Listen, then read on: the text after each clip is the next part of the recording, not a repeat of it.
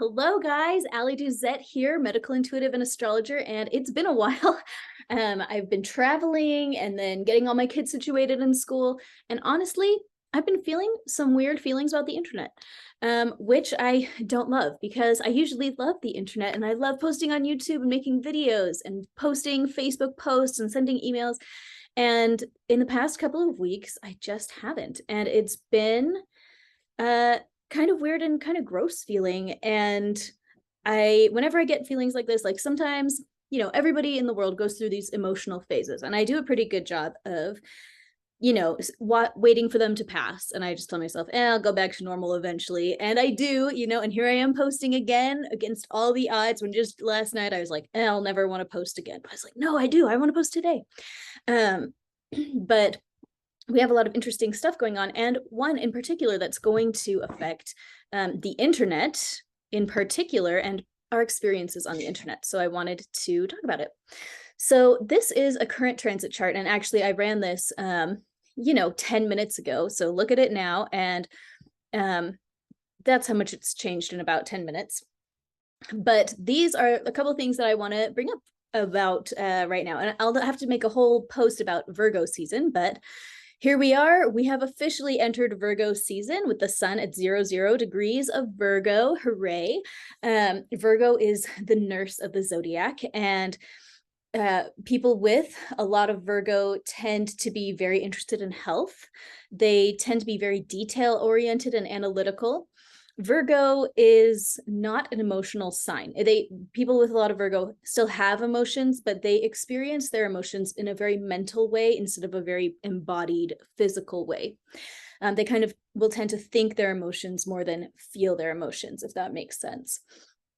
And a strong Virgo placement can make it so that it's not even really comfortable to really feel your feelings. Like, that is always an option, but it will not feel comfortable for somebody with a lot of Virgo in their energy. But we're here in Virgo season.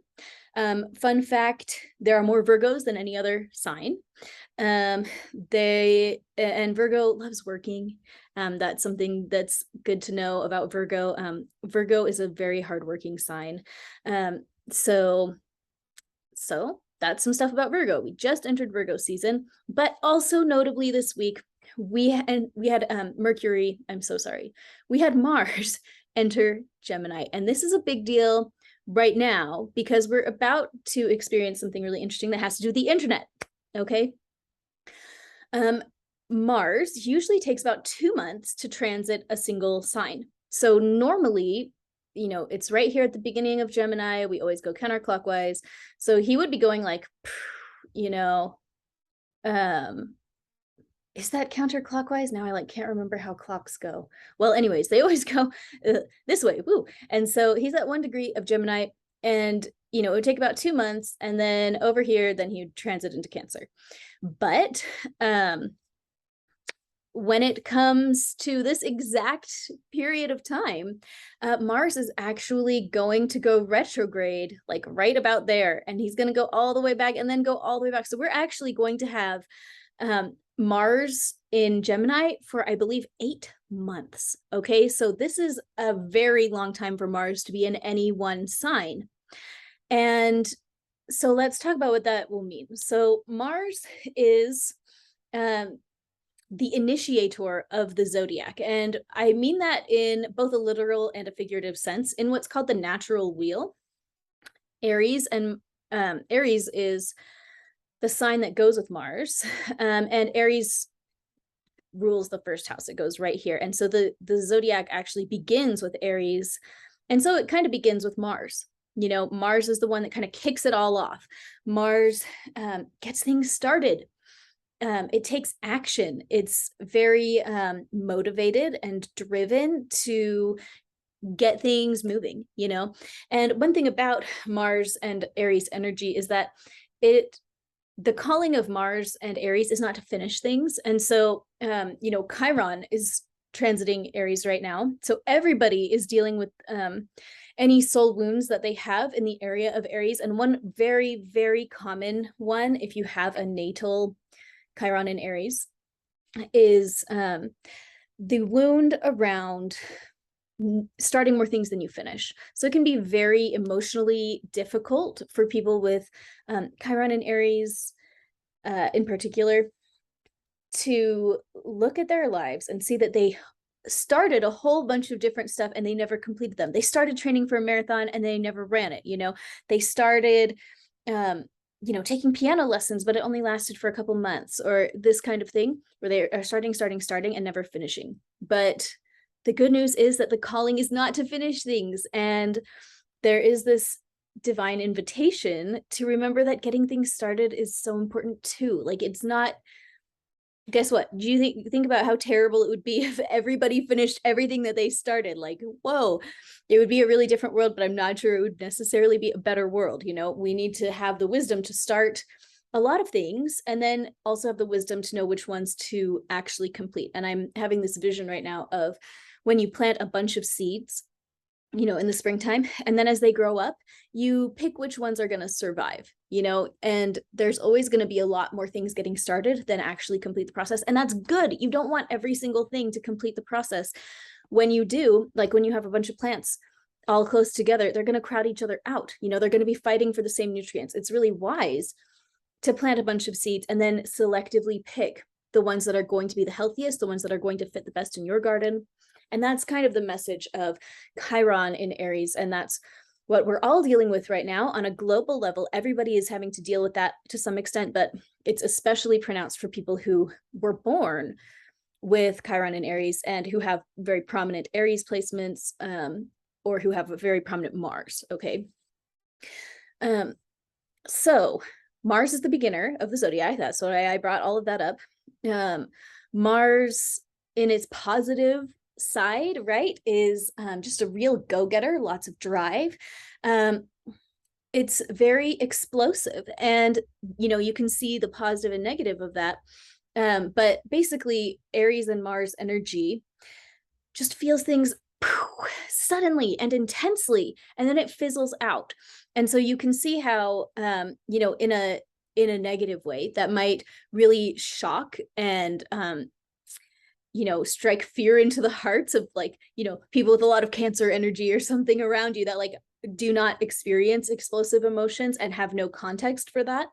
But on the positive side, that kind of experience and self-expression, I think it can be really healthy as far as you feel the emotions really fully, and then they're gone. You feel them once and then they're gone. And so that can be a really positive thing for sure. And Mars just, gets things started. Mars doesn't like to sit still. Mars, of course, and Mars and Aries are both names for the god of war, right? And so this is the warrior of the zodiac, the fighter, the soldier that sees what's wrong and just kind of impulsively jumps in to fix it. Which doesn't have to be a bad thing. I mean, that can be a really good thing, and it's an important thing, and we need plenty of that energy in the world. And in individuals, we need the people that are willing to jump in and not have to take forever to figure out if they want to or not. Because that, Taurus energy can really hem and haw about if they want to get involved in something. Virgo energy can definitely do that. Libra energy is famously indecisive, but Aries energy is famously decisive. Mars energy is famously decisive, and that is a beautiful, beautiful trait. And so it can be associated with things like impulsive action and conflict, and also stereotypical masculine energy. Mars is a masculine. If you had to choose, is it a masculine or feminine energy? It is a masculine energy. Okay, so this is the flavor of Mars, but let's talk about what it would mean to be in Gemini for 8 months. So Gemini rules neighborhoods. It rules siblings, both the siblings you grew up with, any siblings that you might be raising, and then kind of you and me as siblings. We're all siblings in the context of Adam and Eve and God's children, we're all siblings. So there's a very siblingy nature to Gemini. And again, neighborhood nature. I always say it's the sign of the kindergarten teacher, where it is very curious and very knowledge centric. Gemini loves to gather information. Sorry, maybe you can hear my cat chasing Nerf bullets in the background. Sorry. But Gemini loves collecting data, but in a simple way. So what I say is, Sagittarius is like the professor energy, and Gemini is the kindergarten teacher energy. If you want to talk about H2O, water, the kindergarten teacher is going to say, you really need water, like the water cycle, drink water to be healthy. And in Sagittarius, that's the search for knowledge that's going to be like, let's talk about the molecular bonds between hydrogen and oxygen, right? So very different approaches to the same information, very different applications for the same information. So this is a data gathering sign that really likes to keep things basic and applicable and very practical, in a way that Sagittarius is much like less applicable and practical in general. So Gemini also involves short trips, like short distances. So, if you go to the gas station, grocery store, this is the sign of that I would be looking at for gas prices, This is the sign for, I'm so sorry, I lost my thought. I had one more thought before I would get to the real point of Gemini, Mars plus Gemini. I'll come back to it. But I want to talk about it in the context of the internet. Okay, so hopefully as I'm talking about this, you can see how it would apply to the internet, right? What is more internet-y? Oh, that's the other thing with Gemini. It governs like acquaintances, like the people that you don't necessarily know them like that well, but like talking, like this is the sign of small talk. How's the weather? The weather's good, So I hope you can see this internet connection here. Technically, Aquarius rules the internet and Uranus is actually right next to the North Node right now still. And so our destiny may involve, stuff involving the internet right now on a global level, among many other things that Uranus governs. But you can see this internet Gemini connection, right? Because it's a way that you connect with your siblings, like, the divine siblings, all of the humans on the planet that, we're all related to. It's kind of a place where we do take short trips. Like, what is a shorter trip than sitting on the couch with your phone, but being able to travel all over the world from your own house? You can go and look at pictures of temples in Bali from your couch. Like, that is really kind of a Gemini sort of short trip that you can take. And especially if you have some small talk about it with strangers on the internet, that would also be a really Gemini sort of energy. And so as I've been, feeling my own feelings of uneasiness about social media in particular this week, it came to me, oh yeah, Mars is entering Gemini. So what might we expect over the next 8 months that Mars will be in Gemini? Well, first, we're probably going to see possibly an increase in rash action on the internet, right? Impulsive speech. Gemini rules communication of many or all kinds, and so what kind of comments are we going to be leaving for each other? What kind of comments are we going to be receiving for each other on the internet?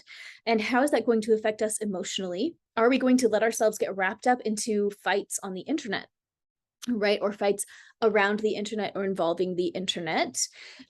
Censorship stuff may continue and ramp up over the next 8 months. But really my big concern with it is just the emotional role that this is going to play as we all navigate our online presence over the next 8 months, because there's more than just that going on right now. So let's kind of head 8 months. I haven't even done this yet, but okay, so we're in August. So September, October, November, January, February, March, April, May. I guess that is probably about when this switches out. Okay, yeah, here we go. It goes until the 25th of March is what they say. The 25th of March is when Mars will get out of Gemini. But interestingly, it's going to overlap the moment that Pluto enters Aquarius on the 23rd of March. I believe that is the date that Pluto is entering Aquarius. Pluto governs death and rebirth. Pluto prunes what needs to die so that the rest of the plant can go on living. If you have a tree and you have to prune it, yes, you're killing those branches, but it's a net good for the tree, and that is Pluto. And Pluto is entering Aquarius. And so the past, since 2008, since the fall of 2008, right, with the housing crash, Pluto has been in Capricorn. And Capricorn governs the economy, it governs money and jobs and the housing market and all of that kind of thing.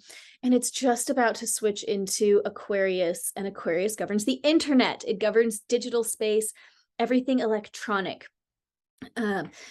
Uranus and Aquarius govern electricity and unexpected events and unexpected catastrophes, which is why it, like lightning, basically, like lightning strikes, which is why it's like linked to electricity. It also governs like connections with large groups of people, nations, well, not necessarily nations, but like, Gemini is more like your acquaintances and like, your friends on the internet. Like I have 400 Facebook friends. That would be like your Gemini friends. Over here in Aquarius, it's like I have 10,000 followers on YouTube or whatever. That would be, that would fall under Aquarius. So I hope that makes sense as an example. But Pluto is entering Aquarius. And I've talked about this before, about how Pluto entering Aquarius, what we're probably going to see is some big disruptions with technology. It would not surprise me if we see kind of a stratification where some people have a lot more technology and some people have a lot less access to technology and things like electricity. And this will be on a global level. And very annoyingly, Pluto's going to enter Aquarius, and it's going to be there for something like 6 months, and then it's going to retrograde back into Capricorn. And every time Pluto changes the sign, there's usually some kind of related like upheaval associated with that energy. So we're looking at, hopping back and forth a few times between, stuff impacting the internet and technology and stuff impacting the economy, and then going back to impacting technology. But the thing is that this Pluto transit and this Mars transit are going to be overlapping. The moment that Pluto enters Aquarius, Mars will still be in Gemini, and that energy is going to kind of, a little imprint of that energy is going to last through Pluto's transit through Aquarius, basically. And so that has just made me really think we need to be really careful about who we're ticking off on the internet, right? How are we presenting ourselves on the internet? How are we portraying our opinions? How are we interacting with other people? It's really important for us all to understand that, none of us is responsible for what other people feel, right? We're not responsible for other people's feelings. At the same time, it is possible to be very irresponsible with how we show up on the internet. If you can read a comment and say, oh yeah, this is probably going to hurt people's feelings, if you could logically deduce that, then perhaps it would not necessarily always be wise to post such a thing, right?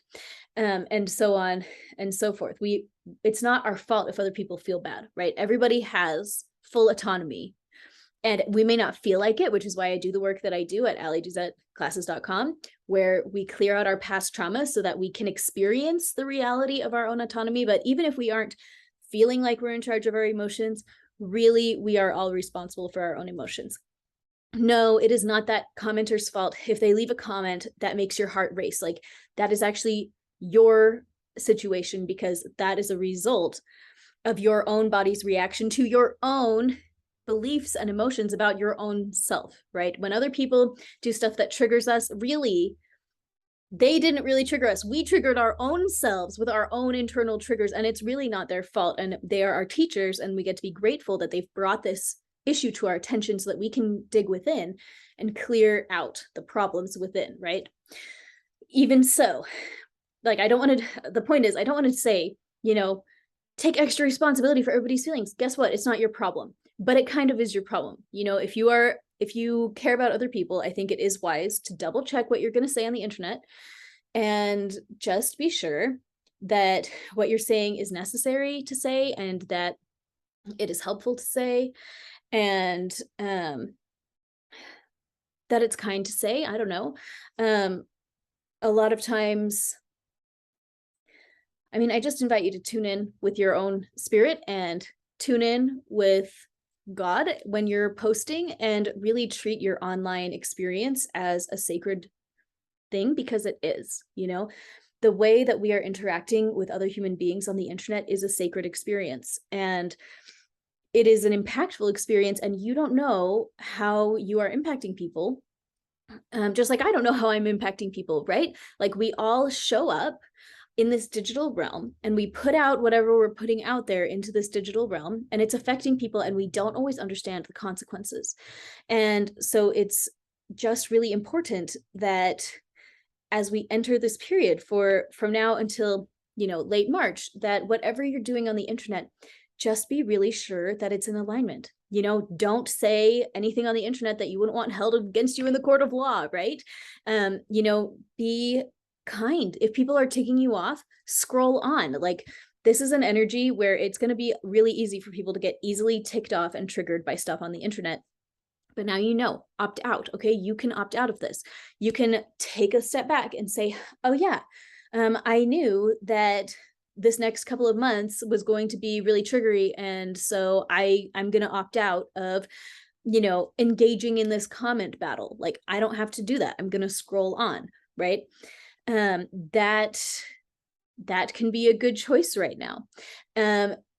As I've been thinking about my own uneasiness with social media lately, I have been, I'll tell you a very quick backstory, which was I was recently fact-checked on Facebook, which is a high honor, of course. And my fact check was that it was accurate, but could be misleading, because the facts I pointed out are actually good because of science, which you can just check out my page if you want to see what I said.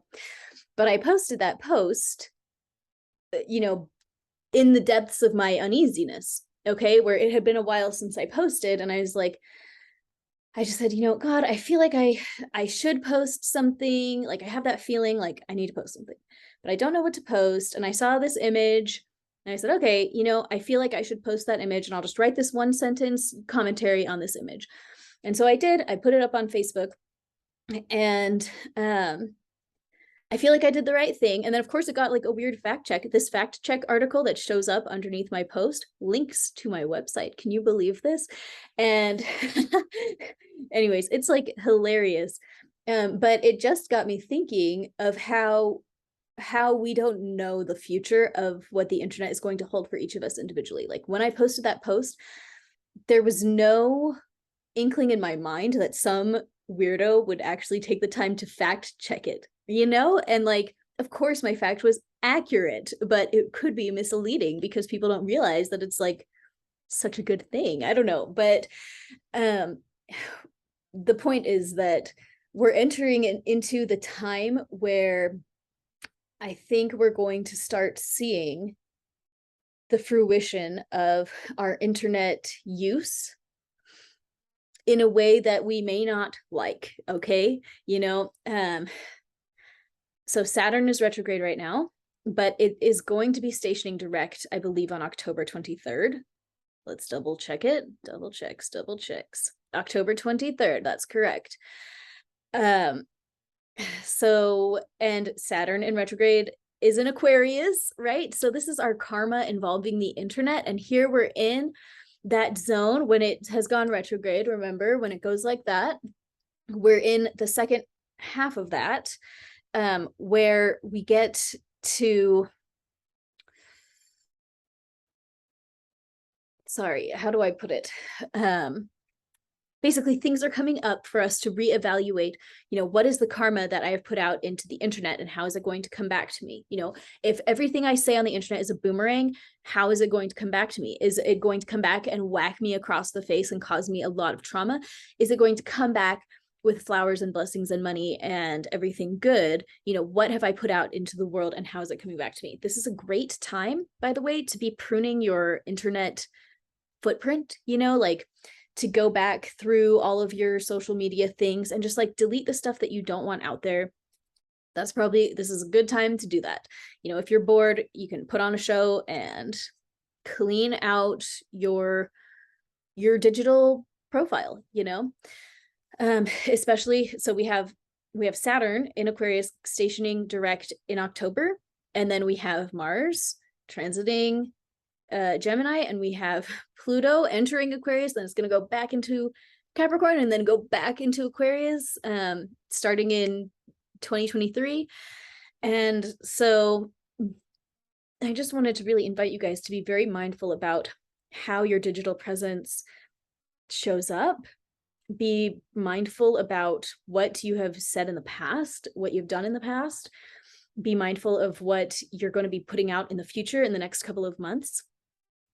You know, we live in a weird world where, of course, we would never be best friends except for the internet, you know, like that's how you and I got connected. And without it, this world is a really different place. You know, in a lot of ways, the internet has made the world a better place, and you can easily connect with so many things that are going to enrich your life. At the same time, of course, the internet also connects us with things that don't enrich our lives and things that waste our lives. And, you know, is it a net good or is it a net bad?